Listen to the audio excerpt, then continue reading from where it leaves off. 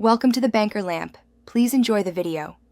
In this video, I will explain how to fix error code 8 Minecraft, full guide. Close Minecraft and the launcher, then clear temporary files and restart your computer to reset network stacks and cache settings. Update Java and your GPU driver next, then verify game files using the launcher. If required, backup saves and perform a clean reinstall. Test after each step so you know which change fixed the problem. Start by checking the server and authentication status, and then inspect your local logs for clear error messages or file verification failures. Note the exact time and any recent updates or installs that match the error onset. Try signing into your account on the launcher website to confirm credentials are fine.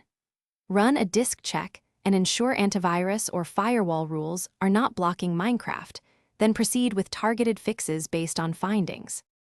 If you're finding this guide helpful, please subscribe and like to support more tutorials. Quick recommendation: life's too short for cheap socks. Go darn tough with a lifetime warranty. They are comfy during long troubleshooting marathons and just make computer work feel better.